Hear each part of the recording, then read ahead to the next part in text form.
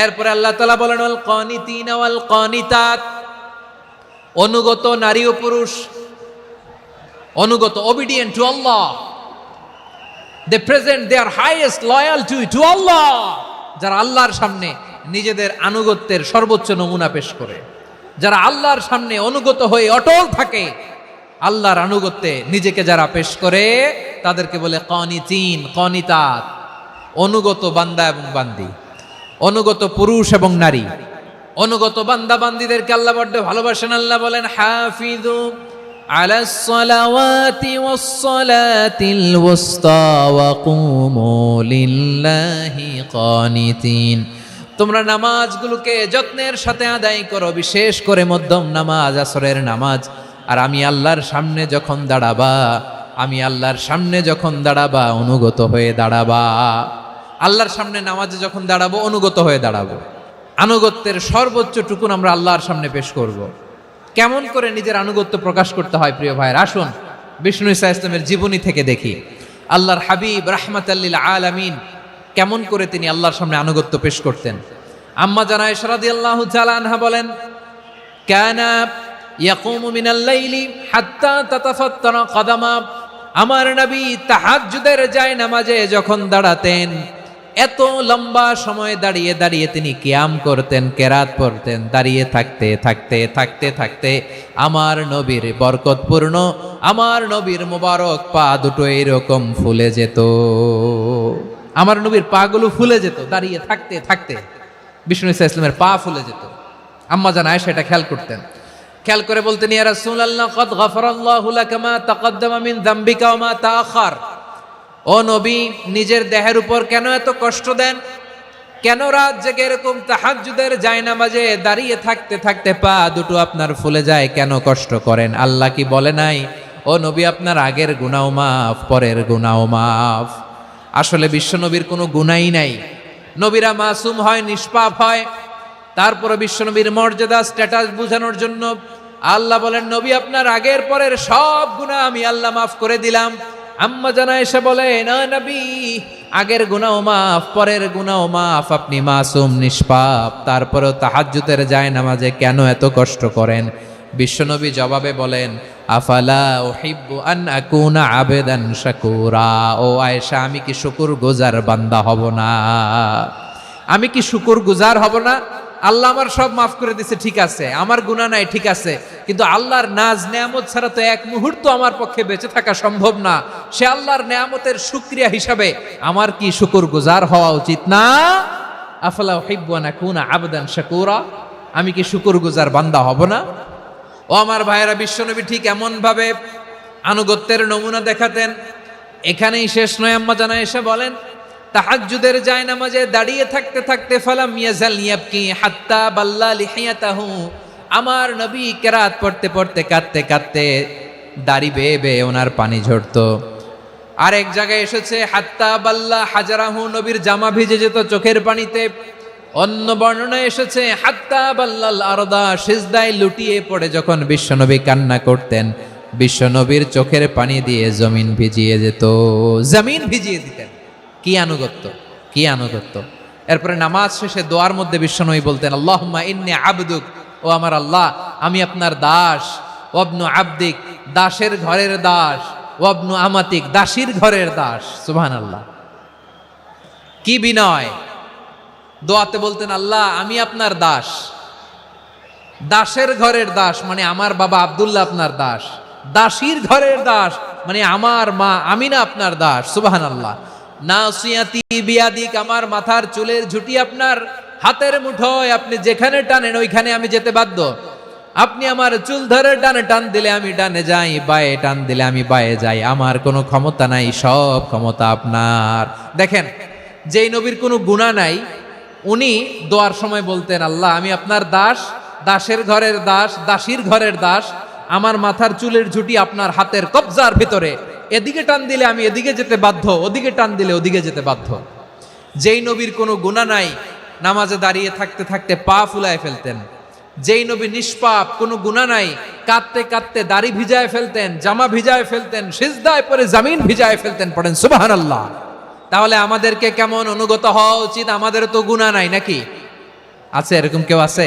নাই। আমরা সবাই পাপী, আমাদের পাপের কোনো শেষ নাই। আওয়াজ করে বলেন ঠিক কিনা? তাহলে আসুন আমরাও বিশ্বনবীর মতো অনুগত হয়ে আল্লাহর কাছে চাই। এই যে আল কানিতিনা ওয়াল কানিতাতি, মানে অনুগত বান্দা এবং বান্দি। আমরা দোয়ায় কুনুত পড়ি না? কুনুত বিতরের নামাজে কি দোয়া পড়ি? দোয়ায়ে কুনুত। এই কুনুত থেকে ওয়াল কানিতিনা ওয়াল কানিতাত, তাফসীর বুঝে নেন। কুনুত থেকে কানিতিনা ওয়াল কানিতাত, তাহলে দোয়ায়ে কুনুত হচ্ছে বিনীত হয়ে অনুগত হয়ে আল্লাহর কাছে চাওয়া। আমরা তখন দাঁড়িয়ে বলি আল্লাহুম্মা ইয়্যাকা না'বুদু ওয়া লাকা নুসাল্লি ওয়া নাসজুদ ওয়া ইলাইকা নাসআ ওয়া নাহফিদ নারজু রাহমাতাকা ওয়া নাখশা আযাবাকা ইন্না আযাবাকাল জিদ্দা বিল কুফফারি মুলহিক। আল্লাহ, আপনার কাছে চাই, আপনার কাছে প্রার্থনা করি, আপনার আযাবকে ভয় করি, আপনি ছাড়া আমাদের বাঁচাবার কেউ নাই। কুনুতের মধ্যে আমরা এই দোয়া করি কি করি না? অনুগত হয়ে এই দোয়া করি। যারা রমজানের শেষ দশকে মক্কা শরীফে থেকেছেন, তারা শেখ আব্দুর রহমান সুদাইসের কুনুত পেয়েছেন। যারা পেয়েছেন অথবা কেউ টিভিতে ভিডিওতে দেখেছেন, শেখ আব্দুর রহমান সুদাইস 27-এর আলোচনায় 45 মিনিট থেকে 1 ঘন্টা দোয়ায় কুনুত পড়ে। আল্লাহুম্মা হদিনা ফিমান হাদাইত ওয়া আফিনা ফিমান আফাইত ওয়া তাওয়াল্লানা ফিমান তাওয়াল্লাইত ওয়া বারিক লানা ফিমা আ'তাইত ওয়া কিনা ওয়াসরিফ আন্না বিরহমাতিকা শাররা মা কাদাইত ফাইন্নাকা তাকদি বিল হাক্কি ওয়া লা ইয়াকদা আলাইক। এমন ভাবে হেরেম শরীফে মক্কায় শেখ আব্দুর রহমান সুদাইস দাঁড়িয়ে হাত তুলে লক্ষ লক্ষ উমরা পালনকারীদেরকে নিয়ে এক মুনাজাত ধরে কাঁদতে কাঁদতে মানুষ বেহুশ হয়ে যায়। দোয়ার কথা শুনে গায়ের লোম খাড়া হয়ে যায়, হৃদয় বিগলিত হয়ে যায়, চোখ দিয়ে দাঁড় দাঁড় করে পানি নামতে থাকে। 27-এর রাতে মক্কায় শেখ আব্দুর রহমান সুদাইসের দোয়ায় কুনুত যদি শোনেন, অনুগত হয়ে আল্লাহর কাছে চাওয়াকে বলে কুনুত। আল্লাহ বলেন আল কানিতিনা ওয়াল কানিতাতি, অনুগত বান্দাদেরকে আমি পছন্দ করি। আমার 3 নাম্বার পছন্দনীয় বান্দা হলো অনুগত নারী ও পুরুষ। সুবহানাল্লাহ পড়েন। তাহলে 10টার মধ্যে 3টা চলে গেল, কয়টা? তাহলে 1 নম্বরে আমরা আল্লাহর কাছে আত্মসমর্পণ করলাম, মুসলিমিন মুসলিমাত। 2 নম্বরে মুমিনিন মুমিনাত, বিশ্বাসের স্বীকৃতি দিলাম। 3 নম্বরে কানিতিন কানিতাত, আল্লাহর সামনে অনুগত হয়ে দাঁড়ালাম, দোয়া করলাম। 4 নম্বরে সাদিকিন সাদিকাত, সত্যবাদী নারী ও পুরুষ। ইসলাম আমাদেরকে সত্যবাদী হতে বলে। কি বলে? সত্যবাদী হতে বলে, মিথ্যা বলতে নিষেধ করে। কারণ মিথ্যা সবচেয়ে বড় পাপ, সব পাপের বাপ। সব পাপের বড় পাপ হচ্ছে মিথ্যা। একটা মিথ্যা বললে ওইটারে ঢাকতে আরো 10টা মিথ্যা বলা লাগে, ওইটারে গোজামিল দিতে আরো 30টা মিথ্যা বলা লাগে, কি লাগে না? আর কোনোদিন মিথ্যা বলবেন? মিথ্যার সাথে আমাদের সম্পর্ক নাই। আওয়াজ করে বলেন, মিথ্যার সাথে আমাদের সম্পর্ক নাই। কিন্তু আমাদের সমাজে মিথ্যা আছে না নাই? হ্যাঁ, ময়মনসিংহবাসী মিথ্যা বলে না, সত্য বলে নাকি? মাশাআল্লাহ মাশাআল্লাহ। এখন মোবাইল ফোনের কারণে মিথ্যা আরো বেড়ে গেছে। বিছানায় শুয়ে আছে, অফিস থেকে ফোন দিছে, আপনি কোথায়? কয় স্যার জ্যামে আটকে আছি, জ্যামে। দেশের ভেতরে আছে, ফোন করছে একজন, বলে আমি একটু জরুরি কাজে দেশের বাইরে এসেছি। আছে না নাই? এরকম মিথ্যা কথা, মিথ্যা আশ্বাস। আমাদের নেতারা জনগণকে মিথ্যা আশ্বাস দেয় কি দেয় না? সব নেতারা দেয় তা বলি না, কিন্তু অনেকেই দেয়। এই মিথ্যা আশ্বাস যেন আমরা না দেই। সমাজে মিথ্যা বয়ান আছে না নাই? মিথ্যা ন্যারেটিভ আছে না নাই? আদালতে মিথ্যা সাক্ষী আছে না নাই? ওই সাক্ষীর উপর ভিত্তি করে মিথ্যা রায় আছে না নাই? ওই মিথ্যা সাক্ষীর উপর ভিত্তি করে আমরা এদেশে যাবজ্জীবন দেখেছি, এদেশে ফাঁসির কাস্টে ঝুলানোর নাটক মঞ্চায়ন করতে দেখেছি। আওয়াজ করে বলেন ঠিক কি না? এই মিথ্যা আমরা চাই না, আমরা সত্য বলবো, কারণ আল্লাহ সত্যবাদী। আল্লাহ কি? সত্যবাদী। বিশ্বনবী ছিলেন সত্যবাদী, আমাদেরকেও তিনি সত্যবাদীদের সাথে থাকতে বলেছেন। তিনি আমাদেরকে বলেছেন সত্যাশ্রয়ী হতে। রব্বুল আলামিন বলেন, ওমান আসদাকু মিনাল্লাহি হাদিসা, আল্লাহর চাইতে সত্যবাদী আর কেউ আছে নাকি বলেন? আল্লাহর চাইতে বেশি সত্যবাদী কেউ আছে? নাই, নাই। আবার বিশ্বনবীকে আল্লাহ বলেন, কুল সাদাকাল্লাহ, ও নবী আপনি বলেন আল্লাহ সত্য বলেছেন। সাদাকাল্লাহ মানে সত্য বলেছেন। আল্লাহ সত্য বলেছেন, এই আদেশটি আল্লাহ তাআলা বিশ্বনবীকে দিয়ে বললেন, কুল সাদাকাল্লাহ, ও নবী আপনি বলে দেন আল্লাহ সত্য বলেছেন। এই জন্য আল্লাহর বাণী তেলাওয়াত করার পরে কারি সাহেবরা দেখবেন পড়ে সাদাকাল্লাহুল আযীম।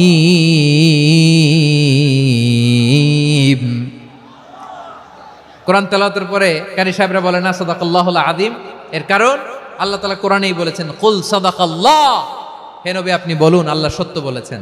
এজন্য আল্লাহর বাণী তেলাওয়াতের পরে কারীরা বলে সাদাকাল্লাহুল আযীম, মহান আল্লাহ তাআলা তিনি সত্য বলেছেন। এটা বলা আবশ্যক না, সুন্নাতও না, এটা জায়েজ, চাইলে বলা যায়।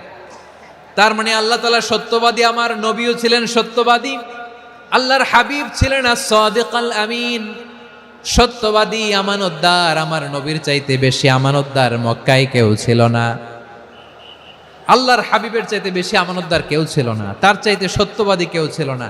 আমার নবী ওনার গোটা জিন্দেগিতে একটা মিথ্যাও বলে নাই। সুবহানাল্লাহ পড়েন। আল্লাহর হাবিব রাহমাতাল লিল আলামিন উনি জিন্দেগিতে কখনো একটা মিথ্যা বলেছেন? না, বলেন নাই। যখন আকাশ থেকে আয়াত নাজিল হলো আনজির আশিরাতাকাল আকরাবিন, ও নবী আপনি নিকটাত্মীয়দের সতর্ক করেন, দাওয়াত দেন। আল্লাহর নবী সাফা পাহাড়ের চূড়ায় চলে গেলেন, ডাক দিলেন, সবাইরে বললেন, ও আমার জ্ঞাতি গোষ্ঠীর লোকেরা, আমি যদি বলি এই পাহাড়ের পেছনে একদল ঘোর সওয়ার তোমাদের উপর আক্রমণ করবার জন্য, অ্যাটাক করার জন্য অপেক্ষা করছে, তোমরা আমার কথা বিশ্বাস করবে নাকি?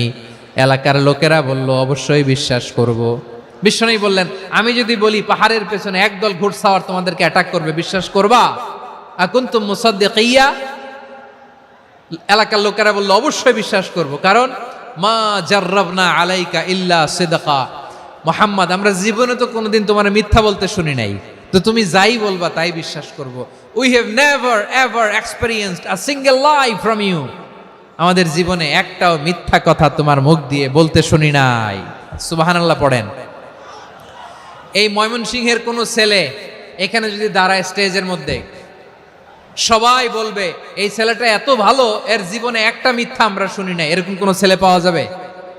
হ্যাঁ, ঝামেলায় পড়ে, পেশালে পড়ে, যেই কোনো ভাবে আমরা কখনো না কখনো কোনো মিথ্যা বলে ফেলছি, ঠিক কিনা বলেন? আল্লাহ মাফ করুক। কিন্তু বিশ্বনবী সাফা পাহাড়ের চূড়ায় যখন বললেন, আমি যদি বলি একদল তোমাদের অ্যাটাক করবে, মানবা? বিশ্বাস করবা? সবাই বলে করব, কারণ আমরা জীবনে তোমার মিথ্যা বলতে শুনি নাই। সুবহানাল্লাহ কইবেন না? পুরো এলাকাবাসী যদি এই কথাটা বলে, এই কথাটা একজন মানুষের জন্য কত বড় সার্টিফিকেট আপনি কল্পনা করতে পারেন? আমার নবী ওনার গোটা জিন্দেগিতে একটা মিথ্যা বলে নাই। আওয়াজ করে বলেন আল্লাহু আকবার। তার মানে আমার আল্লাহ সত্যবাদী, আমার নবীও ছিলেন সত্যবাদী, আমাদেরকেও তিনি সত্যবাদীদের সাথে মিশতে বলেছেন। রব্বুল আলামিন বলেন, ইয়া আইয়ুহাল্লাযীনা আমানু কুনু মা'আস সাদিকিন, ওহে বিশ্বাসীরা মিথ্যাবাদীদের সাথে তোমরা মিশো না, সত্যবাদীদের সাথে থাকো।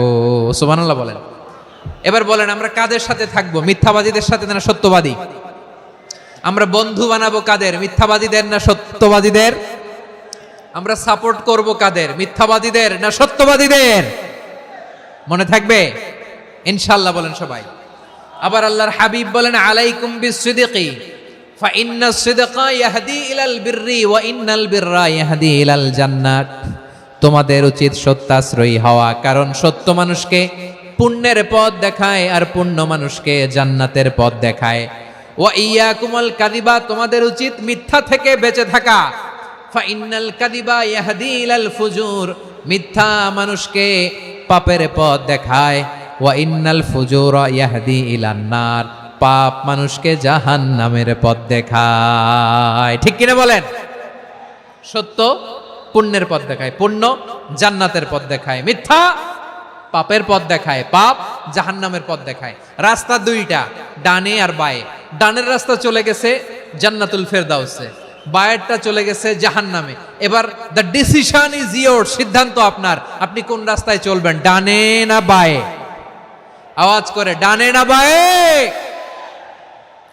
এজন্য আল্লাহ বলেন, সাদিকিনা ওয়াস সাদিকাতি, সত্যবাদী নারী ও পুরুষকে আমি বড্ড পছন্দ করি। কয়টা গেল? চারটা চলে গেল।